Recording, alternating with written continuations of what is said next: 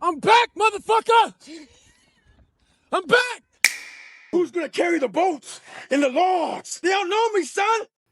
I had to stop thinking normal. I had to stop thinking normal. I can no longer be a common man walking around doing common things.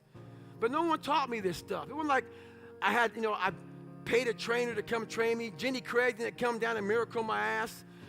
None of this happened. It was on me. And that's what you have to realize. Everything you do, you may have some support, you may not, but it's on you. You have to make the decision whether you want to be a badass or whether you just want to be mediocre and everything's okay. But being a badass hurts real bad.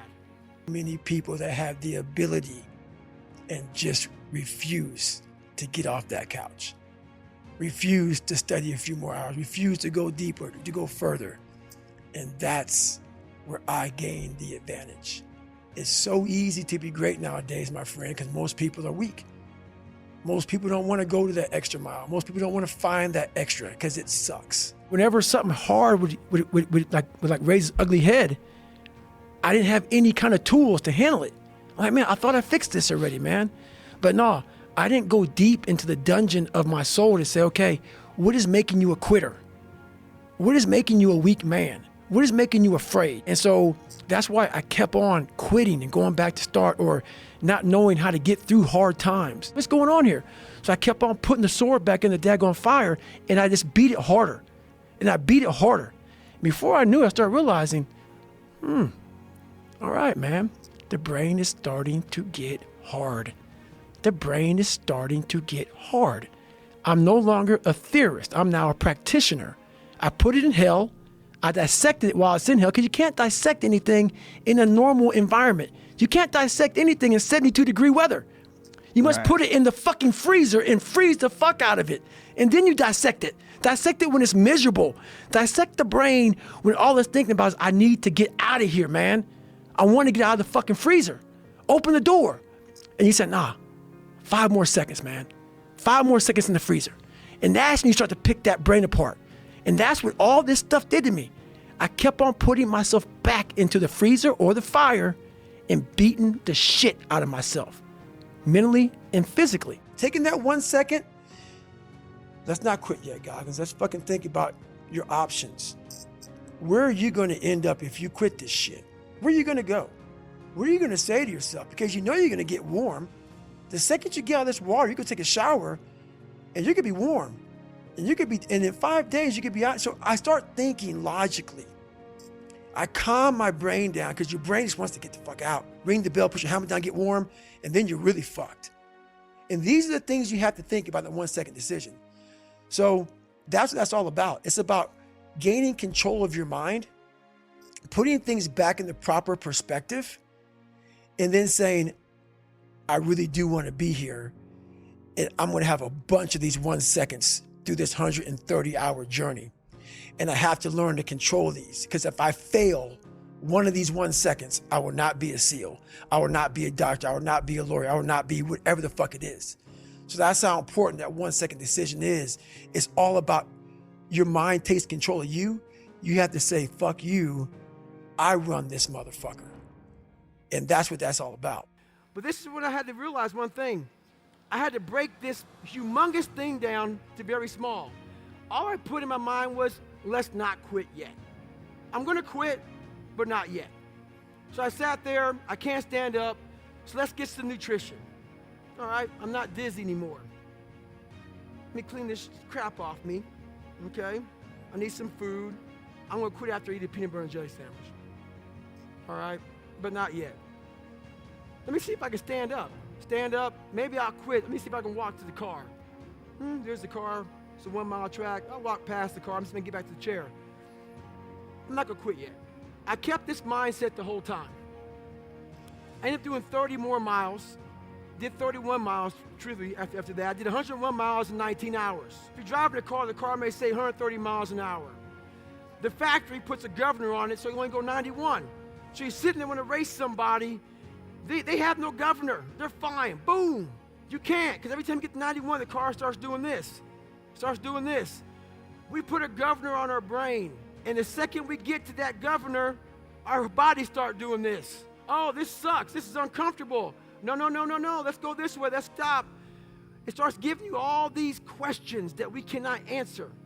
If you can't answer the questions your brain is asking you, you quit. If you have the answers to those questions of why the hell am I out here, and you give it a quick answer, the brain starts shutting up because it knows why we're doing what we're doing. I started figuring these things out in my life. So we have this governor on our brain, and how you start pushing past that governor, start realizing your brain has the tactical advantage over you. Why? Because it knows your insecurities. It knows when you're lying. It knows your fears. It knows everything about you. The second you're not in this environment and you're actually doing what inspired you, that suck factor is now real. You can't just get off your fucking couch and get a fucking shake or get a fucking box of donuts or turn the TV or go take a shit or a piss or go get your girlfriend to cuddle up. And only those people who have been there a million times in their minds and have lived in that water and have suffered a million times and realize my legs may break. Because what happens is when you get in a horrible situation in life, your mind, I call it my 1 second decision. But if you are already knowing that this is gonna happen to you, you have all the answers to these questions that your mind starts to give you when you're in suffer mode. It's true that your visualization of those moments over and over. You gotta be there in the worst In the parts suffering. that you know over and over again. Do you like suffering, or do you just deal with suffering? I like to see, real answer, I like to get a bunch of men together because I'm suffering right along with you, but I want to see me get through it. And the only way to see who the baddest motherfucker is to suffer. What I found out through my life was I thought of myself as some weak little bitch kid. And what I found out, and the only message I want to get across to people is once you change one thing, your mindset, you can attack everything. Which makes me who I am.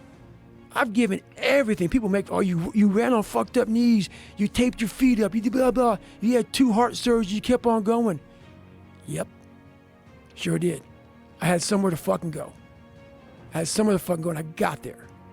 And buddy, when motherfuckers tell you, you can take a break now?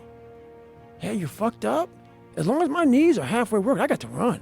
You telling me, man, maybe a chance I can't run no more? Give me an excuse to fucking not do shit, but as long as I have no excuse, I gotta do it. But I was happy where I was. I gave everything. I gave everything to who I am. And that's why people, oh, I don't believe that. Don't believe it. I gave everything. And when you give everything, man, you have no regret. People didn't understand me. People don't understand me now. I don't give a fuck.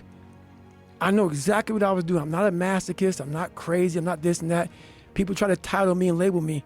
No, I had something to fucking do. I started creating a whole nother warfare. A whole nother battle started becoming. I was like, oh, hang on a second, Goggins. You have these tools. You have these tools. Your life was basically the perfect grounds for training for where you need to go in your life. All the beatings, all the bullying, all the, you going through learning disabilities, all the struggles. It was the absolute perfect training ground for you to go to where you need to go. And that's how I started looking at my life versus woe is me, poopy pants, kick a rock down the street mentality. It was, nah, God just hooked you right the fuck up.